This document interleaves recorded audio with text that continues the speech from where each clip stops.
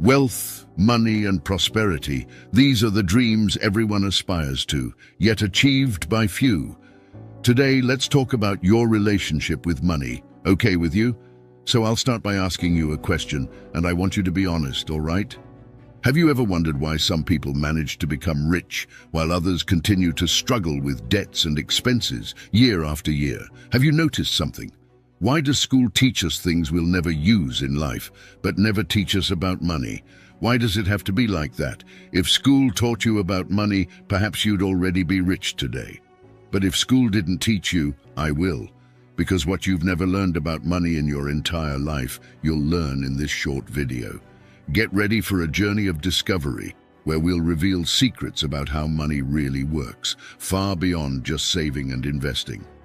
Let's dive into the world of personal finance, entrepreneurship, and much more.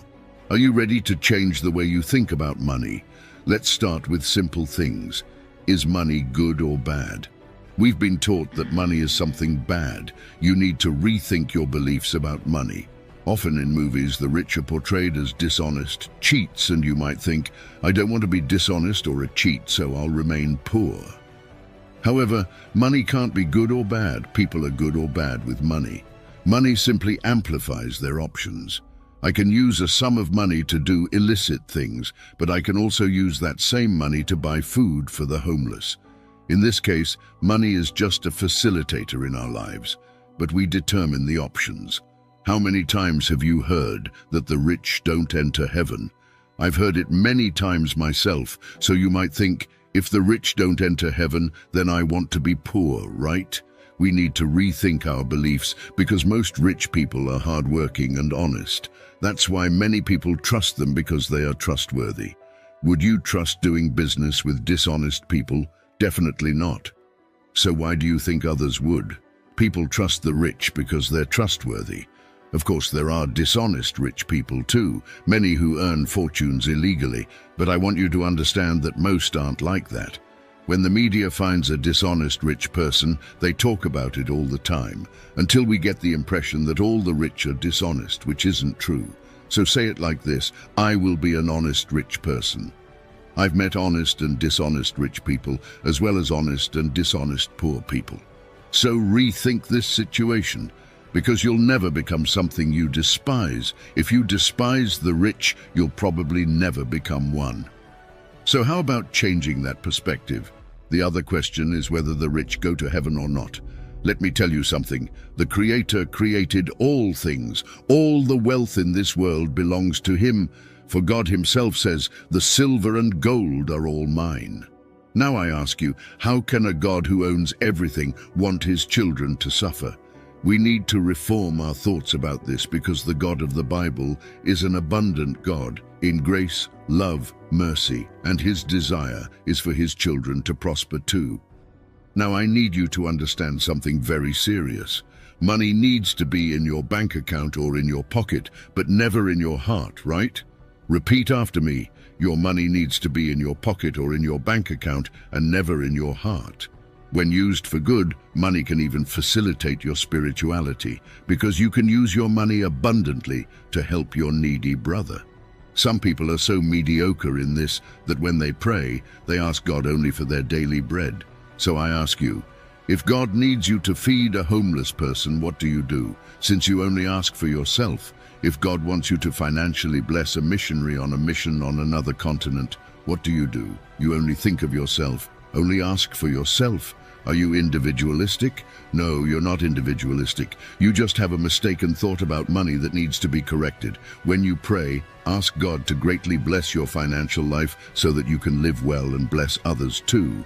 So we've already dispelled two big myths.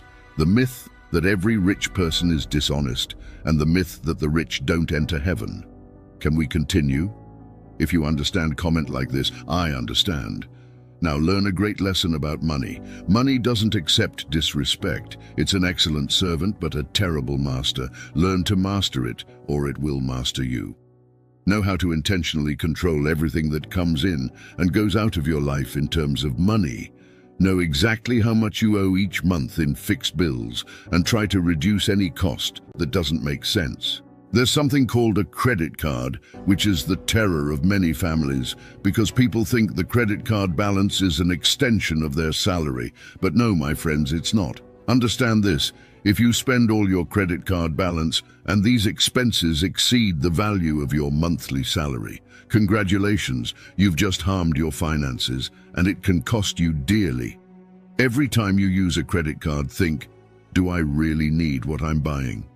If you ask yourself and really think about it, you'll realize that most of the things you buy with a credit card, most of the time you don't need. Because I've never known anyone who got into debt with a credit card because they needed to buy groceries for the month. But I've seen many people who got into debt buying a new phone, a new TV, new clothes, and in the end, they didn't need any of it. They just bought it on impulse. Some people are consumers by nature, have a habit of spending recklessly, and this needs to be corrected if you want to be rich someday. But if you want to remain poor, you don't need to change anything. That's the path. I don't know about the rest of the world, but here in Brazil we usually say that the credit card is a quick fix. A quick fix is a popular saying we use when something made our lives easier in a particular situation. For example, my car broke down and my friend gave me a ride. In this case, my friend did me a favor. Yes, many people use the credit card as a quick fix, but be careful, my friends, because this favor it does today is the same favor it will use to hit you on the head later. Our financial life has 4 levels. I'll explain each one and you'll see where you fit, okay? The first level is the worst of all. The person receives the salary of the month, and when they do the math, they realize they spent more than they earned. The numbers never add up. They earn 2,000 and spend 2,500. I imagine the person in this situation can hardly sleep at night. It's lamentable, it destroys families. I've seen countless relationships that ended not for lack of love, but because of numerous arguments arising from lack of money. Let's take our finances more seriously. The second financial level is spending everything you earn. The person receives their salary, manages to pay all their debts, but nothing is left, not even for an ice cream. The person can pay all debts, but nothing is left. This financial model also needs to be corrected as soon as possible because this person isn't living. They're just surviving, agree? The third level is a bit better. The person receives the salary, manages to pay all the month's debts, manages to save some money, but the money saved, they don't know what to do with it. So they end up wasting this surplus on useless things, or sometimes leave this money in savings, and this money is being devalued every day because of inflation. The fourth financial level is what I recommend to everyone. The person receives their salary, manages to pay all bills, saves some money, and this surplus serves as a multiplier. In my case, some years ago, before becoming a millionaire, I took the surplus from my salary and bought products to resell, bought for 50 and sold for 100, and thus I made my money multiply. I made my surplus multiply through entrepreneurship. But if you don't know how to be an entrepreneur, you need to know how to invest to operate your financial life at level 4. First, make sure you have money left over, then make it multiply. Take your surplus and buy stocks with potential for appreciation. Buy real estate funds. These are variable income assets.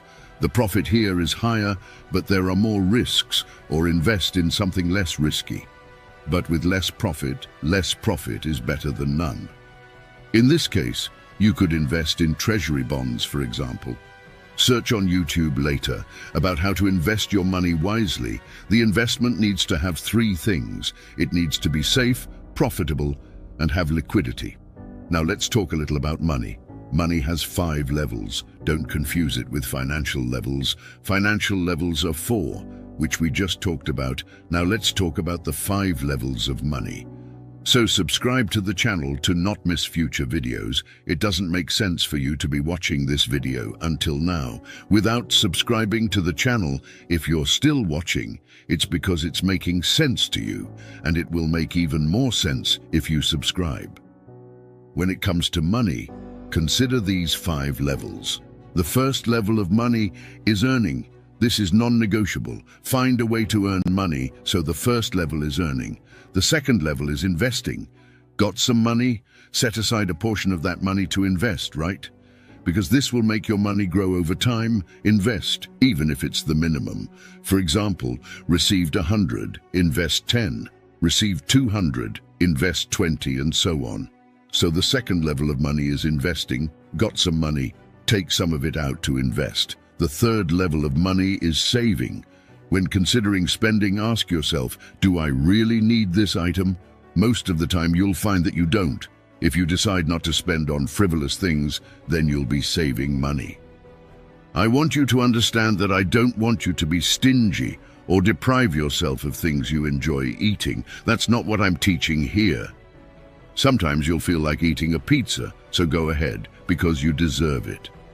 But if you're buying a new pair of shoes, and you know you already have 150 pairs of shoes in the drawer, then save your money, as it would be an unnecessary expense.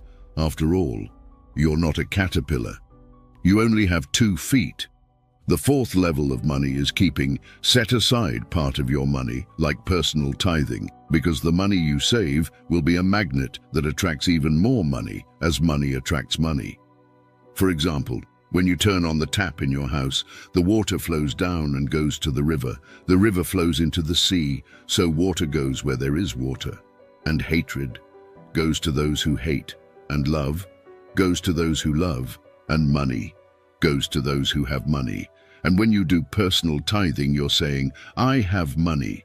Then even more money will come into your life. This money you'll leave stored in an account just to attract more money. But you might think, I earn little money, and if I do this, nothing will be left. So if you already earn little, 10% is almost nothing, you can do it. There are people around the world who live on much less than you and live well. The fifth level of money is spending. Here you pay your debts and buy what you like. But notice that money has 5 levels. Most people don't make money go through these 5 levels. The money that many earn only passes through the first and last level, which is earning and spending, earning and spending. If it's only like this, you'll hardly get anywhere. Let's talk about receiving money. How do you receive your money? In the form of salary or in the form of profit? And let me tell you something. Most people receive a salary, but profit is better than salary. If you accept to work for someone in exchange for a salary, you're putting an end to the chances you have of earning more money, because the salary is payment for hours worked. Like your hours are limited, just like everyone else's. When your hours worked end, the chances of you earning more money also end. So it's preferable to work for profit, not for salary. For example, when you sell a product, you make a profit. Products can be unlimited, unlike your time. Many people say, I don't like selling. But the truth is that we're all sellers. We're all selling something. If you're an employee, in this case, you're selling your time. If someone is willing to pay for your time, it's because they're earning much more for your service. Now imagine if you used that time to work on something that's yours. Be passionate about sales. Sales are the best business in the world. Avoid selling your time, because time is the most scarce asset that humans have. Once wasted, you can't recover it. And many people spend their whole lives working for a salary, and that amount isn't even that high. People stop working on something for themselves to work for others. That's why you need to work on something that's yours. Because if you don't work hard to achieve your dreams, someone will hire you to achieve their dreams, and in return, they'll give you a salary, while they keep all the profit. To attract wealth into your life, you need to learn to work with giving and receiving. There are people who are great givers, but terrible receivers. They're too proud to receive something from someone. And there are also people who are great receivers, but terrible givers. They're mediocre people. So learn to work with giving and receiving. Giving and receiving is like a wheel, and you know that a half wheel doesn't turn, right? So for this wheel of wealth to turn in your life, it has to be complete. You need to learn to work with giving, because giving will work as a multiplier in your life. Look at the gardener. He prunes the trees so they produce more flowers and fruits. Sometimes it's necessary to prune the money tree too, so it produces more fruits. Giving has 2 faces. When you give to those in need, you're being charitable. Now, if you buy a gift for your friend and he could very well buy that gift himself, then you're being generous. The interesting thing is to do both, give to those in need and also to those who don't need. Because if you only give to those in need, you're training your brain the wrong way. Your unconscious brain will be programmed as follows. In order to receive, I need to be in need. Now, when you give to those who don't need it, you're telling your subconscious, I receive even when I don't need it. You learned how to work with giving. Now you need to learn how to work with receiving. When someone offers you something, accept it. Because when a person does a good deed, dopamine is released in their brain and they'll be happy. If someone offers you something and you don't accept it, you're stealing someone's happiness. So for money to flow well in your life, make the wheel of wealth spin faster. Always work with giving and receiving. The world is always evolving. What do you work with today? There was a time when people worked in crop fields because that's what was available. At that time, those who owned property and the most servants, they were the ones who ruled the world. As the world is always evolving, the era of the Industrial Revolution arrived. Then the rural exodus effect occurred, which is the departure of people from the countryside to the city. They stopped working in the fields to work in companies with machines. During this time of the Industrial Revolution, those who had more money ruled the world. As the world is always evolving, now we're in the digital revolution. In 1996, Bill Gates said, in the future, there will be two types of companies, those that will do business on the internet and those that will be out of business. And believe it or not, that time is already here. The future Gates talked about has arrived. Look at your credit card. How many purchases have you made online in the last few months? Look how many meals you've ordered through apps. People ride in cars through apps. So the world today is digital. If people or companies aren't on the internet today, unfortunately they're outdated. In the rural era, those who had land ruled. In the Industrial Revolution, those who had money ruled. In the digital revolution, those who have information rule. Notice that the valuable currency is always changing. The valuable currency today is information. It's worth more than gold. The digital era doesn't require you to be talented, doesn't require you to have diplomas. The internet is available to anyone who wants to enter, both as a spectator and as a producer. And the entry barrier is minimal. Sometimes a person only needs a cell phone to start creating digital content and make a lot of money. Today, what gives more money is being a digital content creator. The teacher who earns the most money is the teacher who creates digital content. The doctor who earns the most money is the doctor who creates content for the internet. And there's room for you too, if you want. In my case, I'm not a doctor and I'm not talented, but I have a lot of knowledge about creating digital content. I've been doing this since 2021. I've made a few million through the internet. And today I create content without needing to appear and without using my voice. This voice you're hearing isn't mine. It's a voice generated by artificial intelligence, but the text is 100% mine. I typed every word you're hearing, including these words I'm typing now. If you want to learn from me how to create these types of videos, I left a link in the description, then you click. Many people say, I don't make money because I don't have a good education. I'm not a doctor, I'm not a lawyer, I didn't manage to graduate from college, and now, well, I see you still don't understand nowadays. To make money, it's not about that. Nowadays you can manufacture nails and make more money than many doctors together because you'll earn for the value you generate for a person or companies. Let me exemplify. Imagine you manufacture nails to sell. You can sell nails to various stores that sell building materials, and you can even sell your goods online, even when you're sleeping. While a doctor can attend to one person at a time, you can attend to several people at once through online stores. But I know you don't manufacture nails. Let's go to another example then. Why does a digital influencer sometimes earn in a month an amount that a doctor won't earn in their entire life? Let's explain now. And everything I'm teaching you is for you to apply in your life somehow. Imagine I'm a digital influencer and I have 3 million followers. Of course, some influencers have more than that. A very famous bag brand decided to hire me to promote their products in a 60-minute live stream, and during the live stream, only 1% of my followers decided to buy. So 30,000 people bought a bag on sale that costs 3,000.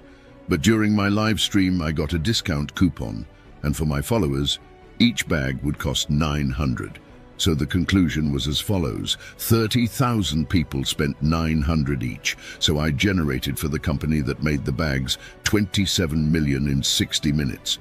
So it's fair that they pay me at least 1 million. Do you agree? Meanwhile, the doctor who charges 300 for each consultation in 60 minutes will be able to attend to at most 3 people. So he'll earn 900 in 60 minutes, and in the same time, I can earn 1 million being a simple influencer. Do you see the impact that the internet can cause? While a doctor can impact the lives of a few people working from an office, an influencer can impact the lives of thousands of people and even millions. That's why I say the best business today is to work through the internet, because you can impact many people with a global reach. People will pay you according to the value you generate. If you generate value for a few people at a time, you'll receive little. If you can impact the lives of thousands of people at a time, you'll earn thousands of dollars. If you can impact the lives of millions of people, you'll get millions of dollars. And that's the new game. Instead of lamenting, learn to play and play, there's room for you too. That's why Amazon, Facebook, YouTube earn billions a month, because they impact the lives of billions of people. I know you couldn't create the new Amazon, but you can be a digital content creator and thus impact the lives of millions of people through your content. I have much more to share with you, but if I continue, the video will be too long. So I can do part 2 if you want me to. Comment like this: liked the video and want part 2. If you comment, I can do it. Don't forget to subscribe to our channel and share this content with family and friends, because good things should be shared. Now, there are 2 videos appearing on your screen that I prepared with great care. These videos are full of knowledge that will add great value to your financial life. Click on one of them and go watch it. Now,